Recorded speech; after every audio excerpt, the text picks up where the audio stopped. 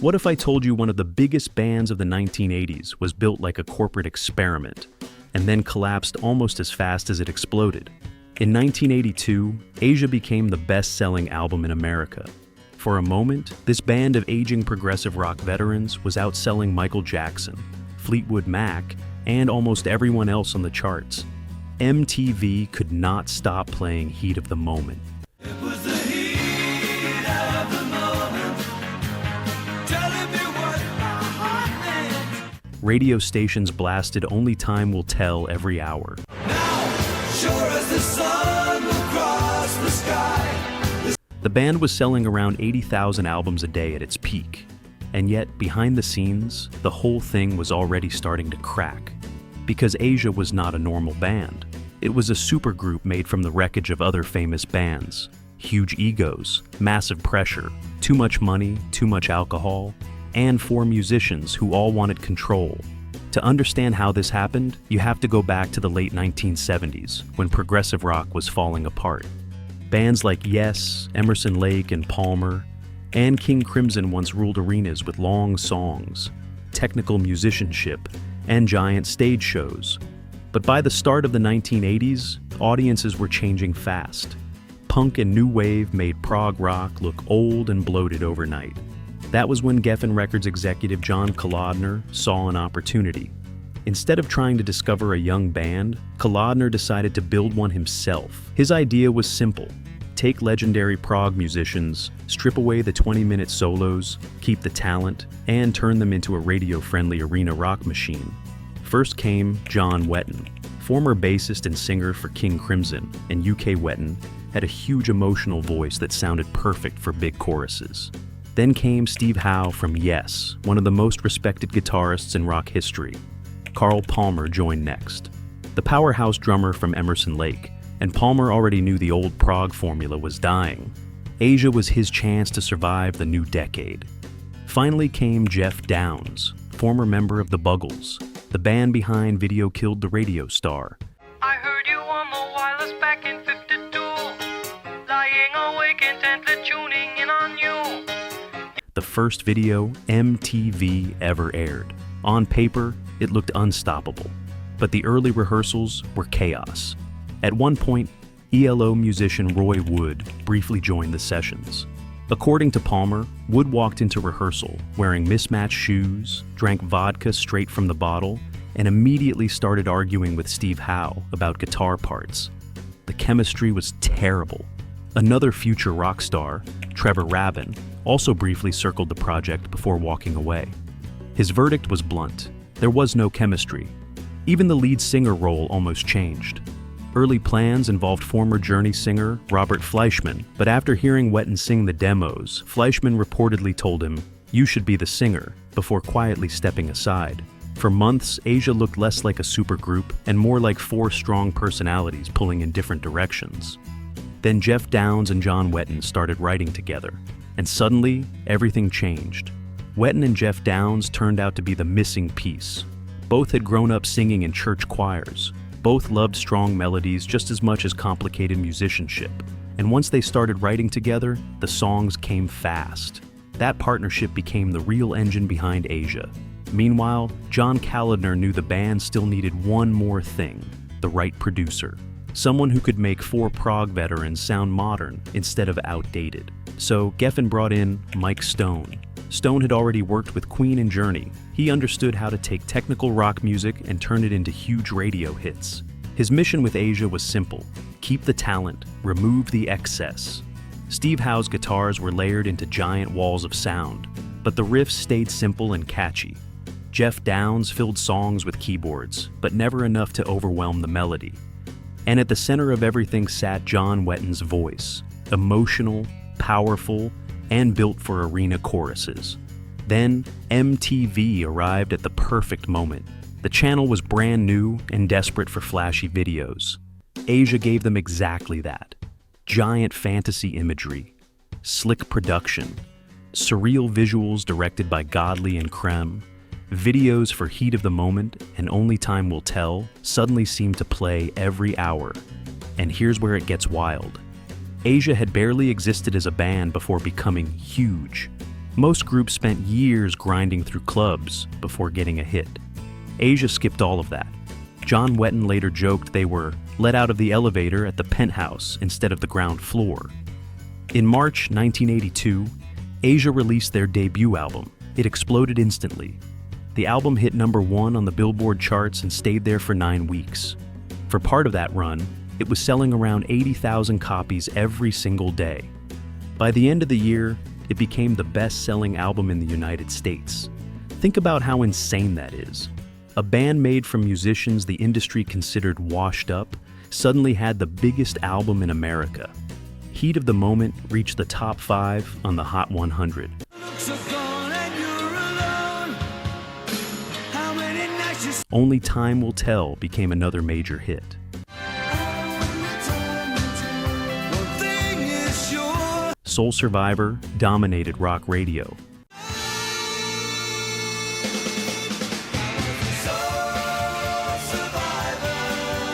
The Roger Dean artwork became iconic overnight.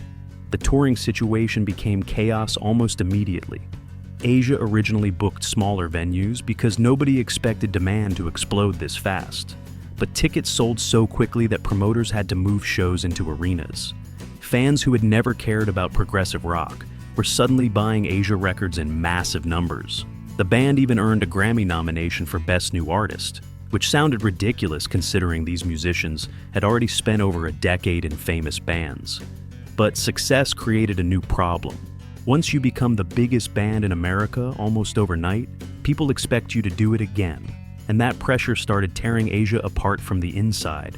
In 1983, Asia released their second album, Alpha. By almost any normal standard, it was a massive success. The album went platinum, reached the top 10 in America, and produced major hits like Don't Cry I know that we can last forever. and The Smile Has Left Your Eyes. And I know what it is that made us live such ordinary lives. But compared to the debut, it looked smaller. That was the problem with becoming too successful too fast. Asia's first album had set an impossible standard. Selling millions of records was no longer enough. Now the label wanted another phenomenon, and behind the scenes, the pressure was becoming toxic. The band moved into studios in Canada for the Alpha sessions, isolating themselves for months while expectations kept growing. For John Wetton, things started getting dangerous. Wetton had always been known for heavy drinking, but now it was spiraling badly. Carl Palmer later admitted that once Wetton started drinking, work became almost impossible after late afternoon. Wetton himself later confessed there were mornings when people could barely get a coherent sentence out of him. At the same time, Steve Howe was becoming increasingly frustrated. The songwriting partnership between Wetton and Jeff Downes dominated the band. Critics started pointing out that Howe and Palmer sometimes sounded less like equal members and more like hired session musicians. For Howe, that was humiliating. This was a guitarist who helped define the sound of Yes, one of the most influential prog bands ever. Now, he felt pushed to the side in his own supergroup. The tension kept building during live shows. Then came the breaking point. After a disastrous performance in New York, where some members reportedly appeared visibly impaired on stage, the remaining members confronted Wetton directly about his drinking and behavior. Reviews were rough. Internal relationships were worse. Shortly afterward, the autumn 1983 American tour was canceled. Officially, the explanation involved ticket sales. Unofficially, everyone knew the real reason. The band was falling apart. Then things got even uglier. In October 1983, John Wetton was suddenly out of Asia. Depending on who told the story, he either quit or was fired. Wetton later described the situation as a conspiracy against him, driven by management and personal politics inside the band. But what mattered was simple. Asia had just lost their lead singer, bassist, and primary songwriter at the absolute worst possible moment, because MTV was waiting for them. The band had already committed to a massive satellite concert event in Tokyo called Asia in Asia. Millions of viewers were expected to watch. Canceling would have been a disaster. So, the remaining members made an unbelievable decision. They replaced John Wetton with another prog rock legend almost immediately, Greg Lake. Yes, that Greg Lake, the voice of Emerson, Lake and Palmer, and an original member of King Crimson. But wait until you hear why Greg Lake later admitted he really joined the band. Greg Lake barely had time to prepare. He already knew Carl Palmer from Emerson, Lake and Palmer, but he was not deeply familiar with Asia's material. The concert was approaching fast. Millions of people were expected to watch, and the band needed a famous replacement immediately. So Lake learned the songs at high speed, used teleprompters for some lyrics, and even had certain tracks lowered into different keys to fit his voice. Later, he admitted something brutally honest. He said Geffen offered him so much money that he simply could not say no. And here's the strange part. Lake never even liked the kind of polished corporate rock Asia represented. He openly viewed it as a very different world from the progressive music he came from. But for one giant concert, the arrangement worked. In December 1983, MTV broadcast Asia in Asia live from Tokyo's Budokan Arena. On television, it looked enormous. Lasers, huge crowds, giant production. Greg Lake singing Heat of the Moment in front of millions of viewers. But underneath the spectacle, the band was barely holding together. The concert solved the immediate crisis, but it solved nothing inside the group. Then came the twist nobody expected. By early 1984, Geffen and several band members decided they actually wanted John Wetton back. Despite the drinking, the conflicts, and the chaos, everyone understood something important. Asia without Wetton did not really feel like Asia. Wetton agreed to return, but he had one condition. Steve Howe had to go. And just like that, the power struggle inside Asia became completely personal. Wetton later admitted he wanted revenge. He believed Howe had helped push him out of the band, so now he pushed Howe out instead. Years later, Wetton confessed he regretted the decision, but at the time, he wanted control back at any cost. The original supergroup lineup was officially broken. To replace Howe, Asia brought in Swiss guitarist Mandy Meyer from the hard rock band Crocus. For a while, the group even considered rotating famous guest guitarists instead of finding a permanent replacement. Names like Jeff Beck and David Gilmour floated around discussions, but the damage was already obvious. Fans could feel the chemistry changing. In 1985, Asia released their third album, Astra. Inside the band, Carl Palmer believed the album was stronger and heavier than Alpha. But outside the band, the momentum was gone. The album peaked at only number 67 in America. The single Go barely cracked the charts. And suddenly, the same industry that had treated Asia like the future moved on almost overnight. Geffen reportedly lost interest after all the drama. Plans for a major tour disappeared. Wetton later joked that the album sold well in Sweden. But Sweden is not that large. By 1986, the first era of Asia was effectively dead, and the timing could not have been worse, because rock music itself was changing again. By the mid-1980s, the music world barely resembled the one Asia had conquered just a few years earlier.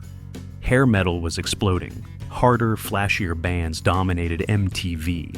Audiences wanted louder guitars, bigger attitudes, and younger faces. Against that backdrop, Asia suddenly looked like yesterday's news.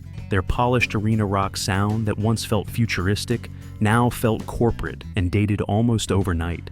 And without the original lineup, there was no longer a clear identity holding the band together. But what if I told you Asia refused to die? In the early 1990s, Jeff Downes kept the name alive by building an entirely new version of the group around vocalist and bassist John Payne. Over the next decade, this lineup released albums like Aqua, Area, Arena, Aura, and Silent Nation. The music still had strong melodies and polished production, but the commercial glory days were long gone. In America, Asia slowly transformed from a giant mainstream act into something closer to a cult band. Loyal fans stayed, casual listeners moved on. Carl Palmer reunited periodically with Emerson, Lake and Palmer. Steve Howe returned fully to Yes. Jeff Downes became the one constant member carrying the Asia name through changing decades and changing trends. For a long time, he was basically steering the ship alone. Then, in the mid-2000s, something surprising happened. The original lineup started talking again. At first, even Carl Palmer thought the reunion idea sounded ridiculous. Too much history, Too many grudges, too many burned bridges. But once the four members finally met face to face again, something felt different. John Wetton was sober. The chaos that once consumed him was gone. Band members later said he seemed calmer, more focused, and genuinely grateful for a second chance. Jeff Downs joked that the group no longer behaved like children, tearing each other apart backstage. And against all odds, the classic lineup reunited in 2006. Fans who thought they would never see these four men on stage together again suddenly got exactly that. The reunion became more than a nostalgia tour. In 2008, Asia released Phoenix, their first studio album with the original lineup since the early 80s. The album entered the Billboard charts and received surprisingly strong reviews from longtime fans. Then came Omega in 2010 and XXX in 2012, celebrating the band's 30th anniversary. The albums did not try chasing modern trends. Instead, they leaned fully into the classic Asia sound. Big choruses, strong melodies, emotional vocals. Fans appreciated that honesty. For the first time in decades, the band actually looked stable. But wait, this next part changes everything. In 2013, Steve Howe stepped away again, saying it had become impossible balancing commitments between Asia and Yes. 1 year later, Asia released Gravitas, featuring young guitarist Sam Coulson. Then tragedy hit.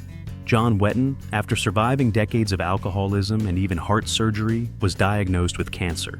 And despite everything he had survived before, this was the fight he could not win.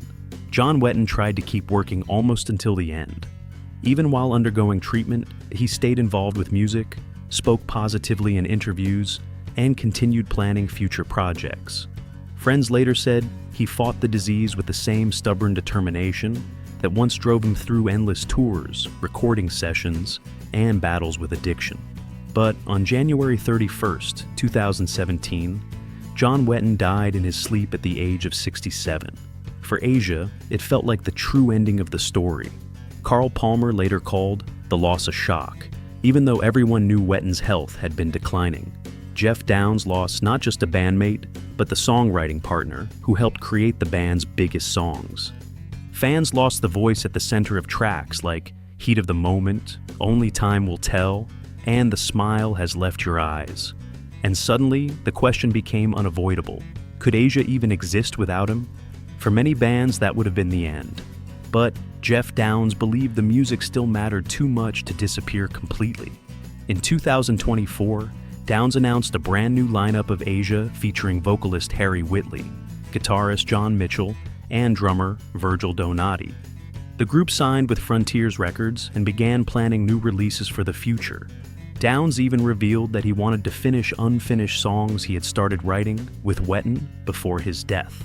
Not a replacement, more like a tribute. And maybe that is the strange thing about Asia's legacy. For all the chaos, lineup changes, betrayals, and ego battles, the music somehow survived all of it. Because Asia was never really just another rock band. They were proof that musicians from a dying genre could reinvent themselves for a completely different era. They took the complexity of 70s progressive rock and fused it with the giant hooks and glossy production of 80s arena rock. And for one unbelievable year, it worked better than anyone imagined. The debut Asia album sold around 10 million copies worldwide. Heat of the Moment became one of those songs that never completely disappears. It keeps showing up in movies, television, sports arenas, video games, and internet memes decades later. South Park used it. Supernatural used it. Even younger listeners who have never heard of King Crimson or Emerson Lake and Palmer still recognize that opening guitar riff almost instantly. That is the crazy part. The band itself was often unstable, bitter, and self-destructive. But the music sounded massive, confident, and unstoppable. Maybe that is why the story still fascinates people.